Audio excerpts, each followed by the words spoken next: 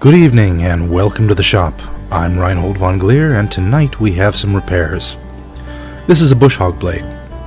They come in pairs, and these have seen some use. So much so that they're no longer able to be sharpened effectively.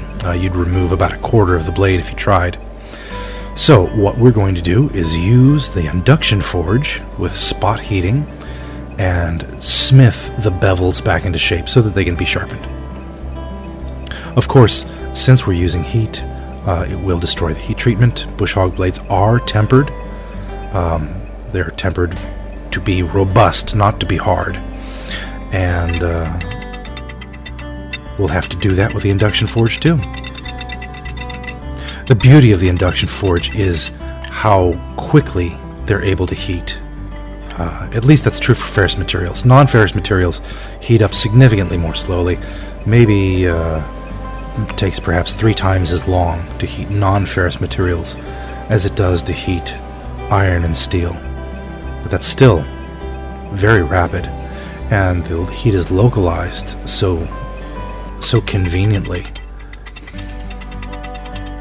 We're using what are called a taco coil in the induction forge. It doesn't heat quite as quickly as a round coil, but it's a lot easier to get pieces in and out. We've forged it mostly to shape, but there's a flaw or a significant ding on this blade, and I'm not sure about it.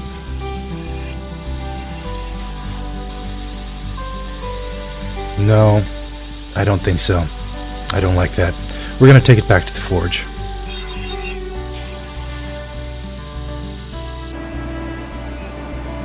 It's a bad idea to sharpen a blade that still has a nick in it. That only is a recipe for producing stress points.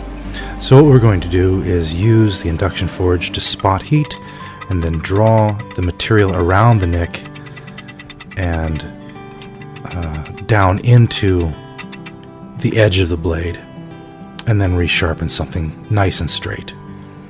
So here it's all been forged into repair, and I'll make that nick just disappear.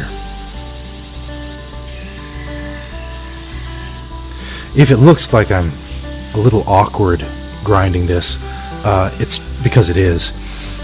For one, that Bush Hog blade is very heavy. That's probably 15 pounds of chunk of steel that I have to manipulate around.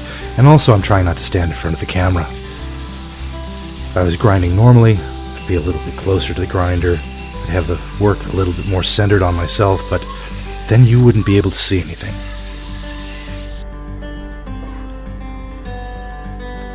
And that came out nicely. Now I have to do the other one.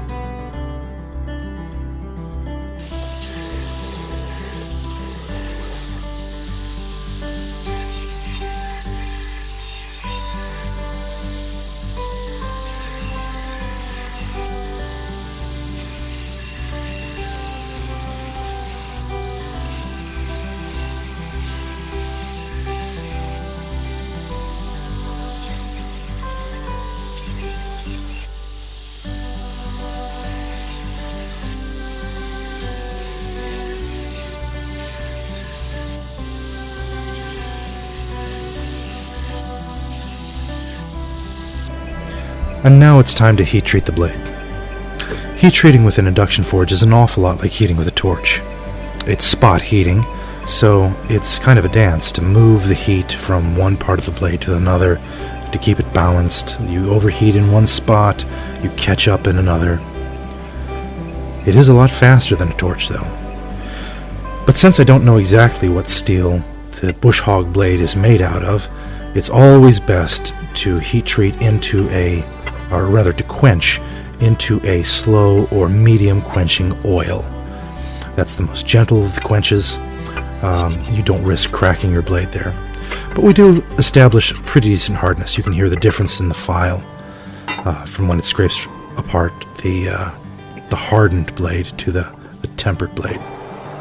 And since we did a differential hardening, we're going to go ahead and do a differential tempering on the blade also, a torch temper.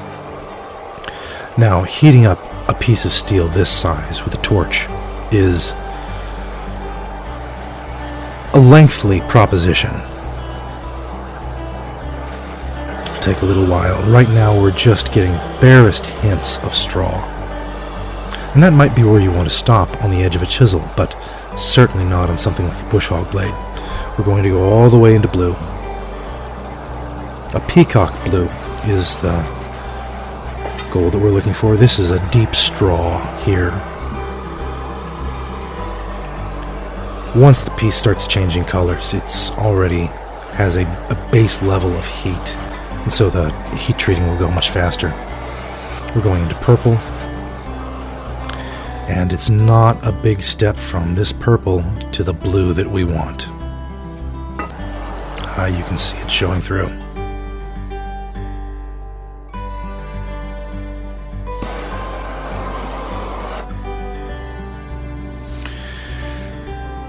So we've done this one. I'll do the other one off camera, and I think that's a good project for tonight. Thank you all for watching. Have a good evening.